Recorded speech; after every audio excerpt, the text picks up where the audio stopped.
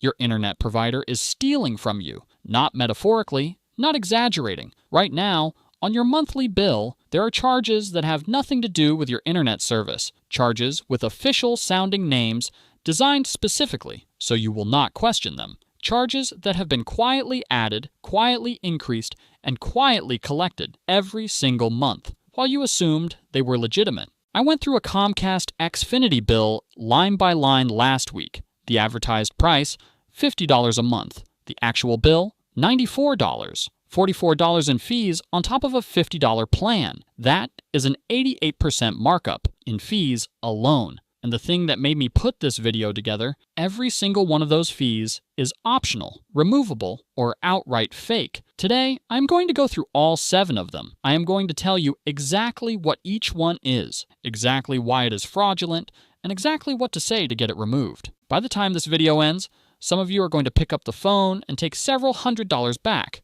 But before I get to the fees, there is one charge on your bill that is so well disguised that most people pay it for years thinking it is a government tax. It is not, and the company knows it is not. I am going to show you exactly how that deception works. That is coming at the 6-minute mark. Do not skip ahead. You need the context first. First, understand the game being played. Every major internet provider in the United States, Comcast Xfinity, Spectrum, AT&T, Cox, CenturyLink, operates in a market with almost no real competition. A 2025 analysis found that over 96% of U.S. counties have no meaningful competition for high-speed internet above 100 megabits. In most homes, there is one cable provider, maybe 2. That is it. No competition means no pressure to keep prices honest.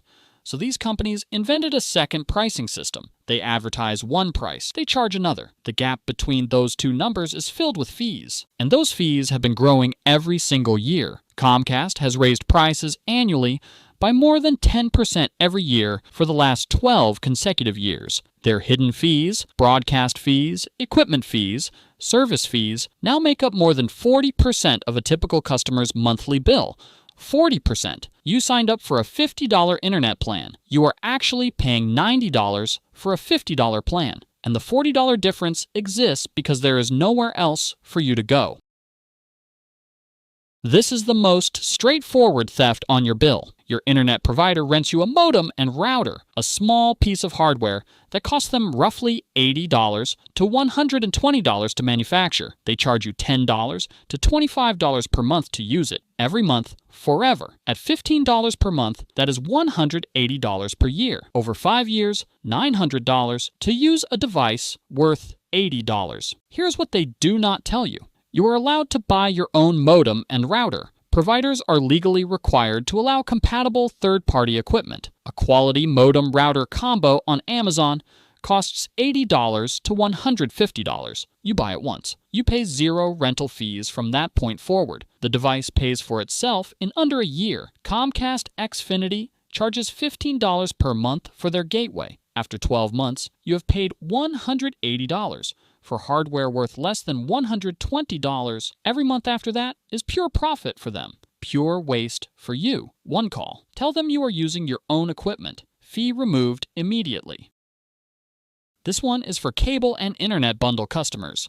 Comcast calls it the broadcast TV fee. It appears as a separate line item on your bill. In 2026, this fee has reached $39 per month in some markets. Here's what it actually is. It is a fee to receive local channels, ABC, CBS, NBC, Fox, channels that are broadcast freely over public airwaves by federal law. The FCC licenses those signals to be free to the public. They always have been. Your cable company is charging you $39 per month for something the government mandated be free. A $35 outdoor antenna picks up every local channel in HD, permanently, with no monthly fee. That single purchase eliminates this charge forever. Over 10 years, that is $4,680 back in your pocket from one $35 device. This is the one I mentioned at the start, the one disguised as a government tax. These 4 names are all the same thing, an ISP-invented fee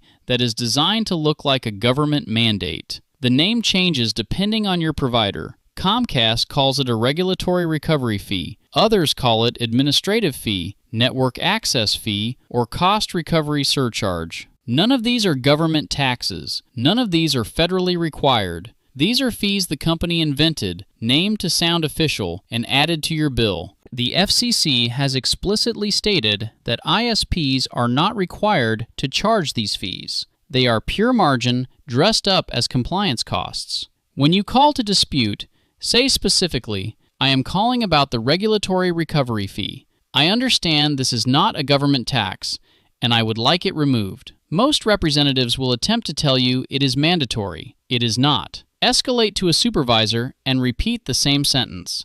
The fee is removable. Another cable bundle fee. This one charges you to receive regional sports networks, ESPN, local sports channels, as a separate line item on top of your package price. The extraordinary part? Comcast charges this fee even in markets where they have blacked out the very sports channels the fee supposedly covers. You are paying for access to content. They are blocking the content. The fee remains. This fee is negotiable. It is also avoidable if you downgrade or cancel your TV bundle and keep internet only. Internet-only plans do not carry this fee. This one is not a line item. It is a trap. You signed up for $49.99 a month. 12 months later, with no notice, no call, no email that clearly says your price is about to increase by $30, your bill becomes $79.99. Comcast, Spectrum, and AT&T all operate on promotional pricing. The promotional rate lasts 12 months. Then it converts to what they call the standard rate. The standard rate is 30 to 50% higher than what you signed up for. Spectrum is currently facing a class action lawsuit over this exact practice. Allegations that the company promised fixed pricing and then raised rates mid-contract. The investigation is active as of April 2026. The fix: call every 12 months before your promo expires. Tell them you are considering switching providers. Ask for a new promotional rate. This works in over 60% of calls, because losing a customer costs them more than giving you a discount. The call takes 15 minutes. It saves $200 to $400 per year. Fee number 6 is the one that makes engineers angry, because it is charging you for a problem the company created intentionally. Stay with me. Comcast Xfinity is one of the only major providers in the developed world that imposes a data cap on home internet service, 1.2 terabytes per month. If you go over, $10 per 50 gigabytes, up to $100 extra per month. The device in your pocket streams 4K video. Your family has 6 connected devices. 1.2 terabytes disappears faster than Comcast wants you to notice. When you call to complain, they offer you a solution: unlimited data, $30 per month extra.